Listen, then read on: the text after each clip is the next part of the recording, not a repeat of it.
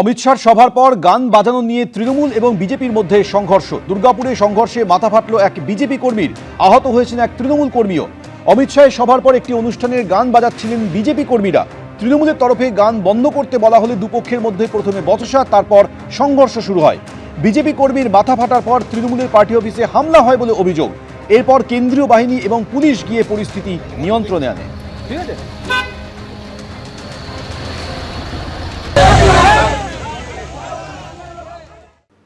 চৌঠা মে রাজ্যে ভোটের রেজাল্ট, আর তারপরেই মাধ্যমিক উচ্চ মাধ্যমিকের রেজাল্ট। মের দ্বিতীয় সপ্তাহেই ফল প্রকাশের সম্ভাবনা রয়েছে। মাধ্যমিক উচ্চ মাধ্যমিকে প্রায় 16 লক্ষ পরীক্ষার্থী। ফেব্রুয়ারিতে পরীক্ষা এবং ফল প্রকাশ হতে চলেছে 3 মাসে। চৌঠা মে রাজ্যে ভোটের রেজাল্ট এবং তারপরেই মাধ্যমিক উচ্চ মাধ্যমিকের রেজাল্ট। মের দ্বিতীয় সপ্তাহেই ফল প্রকাশের সম্ভাবনা রয়েছে। মাধ্যমিক উচ্চ মাধ্যমিকে প্রায় 16 লক্ষ পরীক্ষার্থী। ফেব্রুয়ারিতে পরীক্ষা হয় এবং ফল প্রকাশ হতে চলেছে 3 মাসে।